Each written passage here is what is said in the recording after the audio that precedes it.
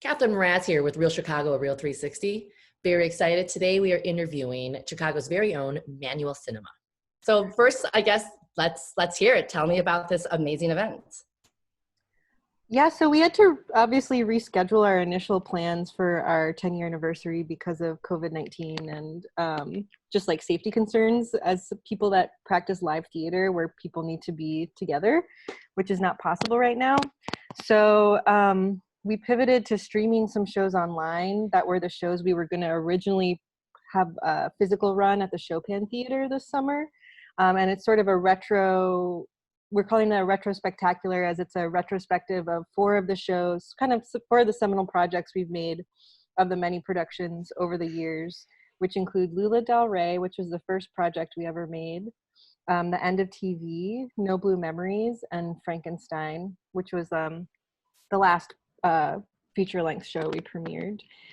So we're going to run one show a week for 4 weeks, and then sort of the apex, the pinnacle of it, which we were trying to brainstorm how to still create like some sort of live experience.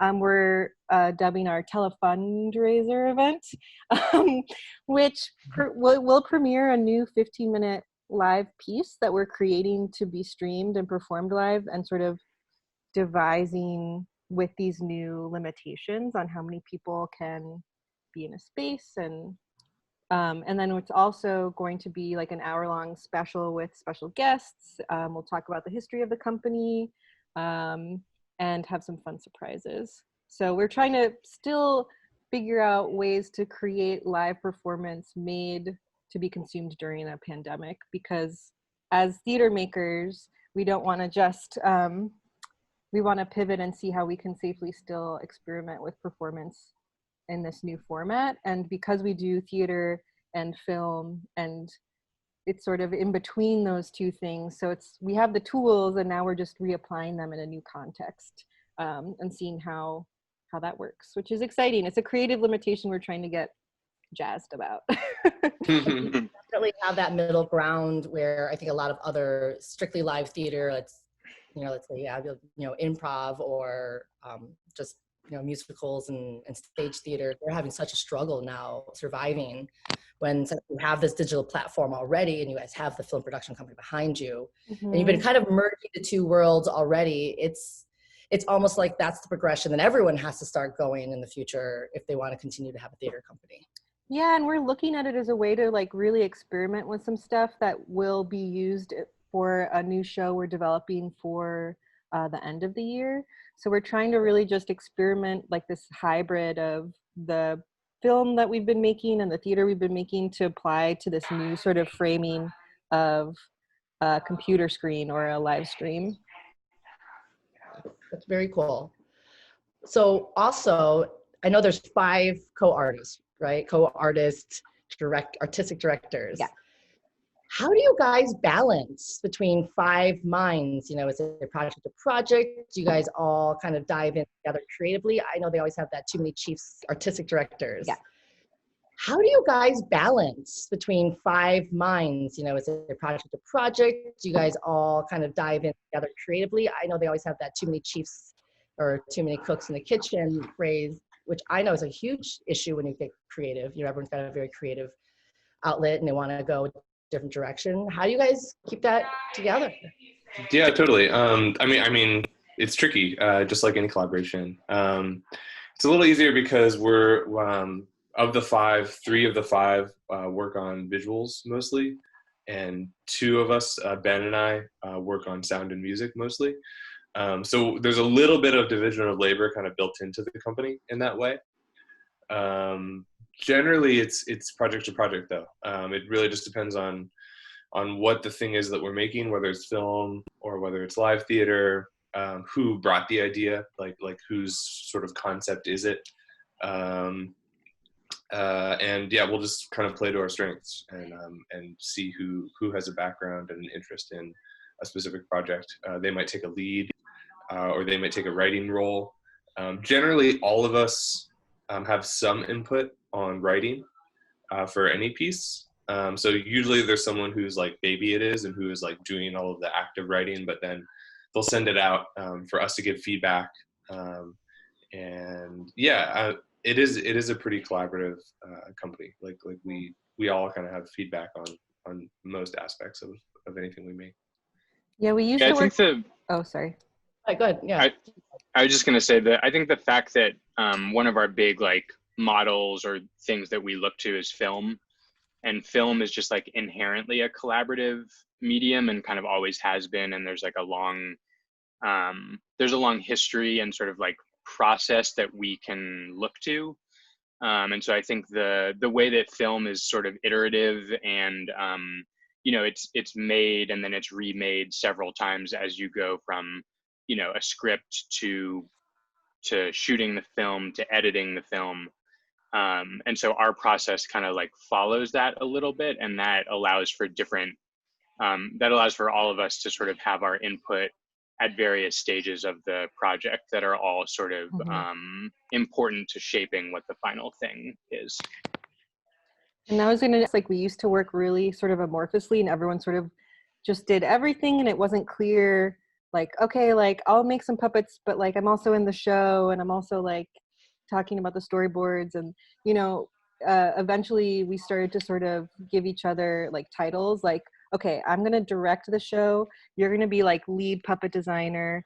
You're going to be like in the show. You're going to score the show. You're going to perform in the show. And that kind of process changes project to project, but also sort of helped us sort of figure out, even though we're still all giving feedback on the final product, sort of like being able to focus just on like the thing that we're doing and have ownership of that within like the whole was really helpful. And we definitely sort of have been like developing that, and also starting to work with other collaborators too, like even Eve Ewing and Nate Marshall were authors of the No Blue Memories script. So we like worked with them to create the concept of the show, and they wrote the show, and then we adapted it into the medium.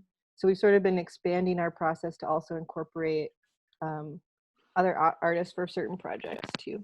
Obviously, that being able to do everything by yourself is amazing, but then division of labor, adding other collaborators, I imagine you guys go from 5 to a larger number, 10, 20. I mean, how many people do you guys collaborate with on a bigger scale? Yeah, a huge part of, probably the biggest part of our company is touring existing works. So we made about 9 shows to date, and most of them are still available to tour. And yeah, that involves much more than just the 5 of us. I'd say in a given year, we're usually contracting with like 30 or 40 performers in a year. Performers and sometimes designers too. Like sometimes we'll work with a lighting designer or a video designer, depending on the project. Costume designer. Yeah, costume designer. Puppet designer. Right. The 5 of us are generally the authors of most of the work, but we do work with a ton of collaborators, Chicago-based collaborators, to tour the works. Mm-hmm. And develop the shows. Like the actors and musicians also like contribute to the development of the production as well. So I know you guys have done a lot of amazing things. I'm sure you have something amazing in the future. Let me hear about this series you're working on for the winter. Oh yeah, we're working on an adaptation of A Christmas Carol for our first ever holiday show, which is really exciting because we're devising it to be sort of like in the Zoom reality that we all live in, and sort of trying to be aware of the current times and sort of use that as like a framing motif for the show. We're experimenting with just like some new video techniques and staging, and also like the framing device of being like within the current time that we're living in, but then telling the story of A Christmas Carol. That's really interesting. I know kind of working with the platform is going to be the direction for everyone compared to fighting it and keeping it stale, but that's really interesting. You guys worked on Candyman, and that's such an exciting experience, I can imagine, for you guys to collaborate with someone as big as Universal Studios. When did you guys work on that? And then what is the release date? We started working on it last year, and then it got a little bit extended because the release date was getting pushed back. So it's supposed to be released in June and then September, and now I believe October 16th. That being said, I wanted to shift over to music a little bit because I do know that that's only half of it is obviously the visual, that this usually being live is a huge musical performance. How do you guys translate that into a Zoom performance now that there is no live? That's a great question. Yeah, I mean, I think we're trying to answer that question now as we develop this short piece that's going to happen this summer. And I think the idea is to use some of what we learn from making that piece in the Christmas Carol that we make later this year. I mean, we've talked about like doing some kind of split screen, having like multiple cameras in the room, and maybe just editing between those cameras, which is something that we do in our live productions anyway. So that's something that we're really used to. It would just be like adding cameras for the musicians because normally live they're just on stage. So that's one thing that we might experiment with. We might experiment with split screens so that you're looking at the image, you're looking at the making of the image, and you're looking at the musicians all on one screen. But yeah, I mean, I think that's a big question for us right now. Yeah, we'll see. Yeah, So I think the last thing, but I was please, just going to Julia. say, like, something we're trying to figure out in general is like the engagement of our audience for the way that we present our work, like the technique and the like revealing the mechanism of the show while showing the final image is such a big part of the manual cinema like aesthetic and ethos. And that's something we've been also trying to figure out, like how it translates into this sort of new format, in that, you know, in our archival videos that we're streaming in the coming weeks, we'll cut between like the puppetry and the music and the final image. But as we're devising new work, we are like really trying to figure out how to more, now that we will have control over the audience's gaze, negotiate like how we engage them with the technique and the format.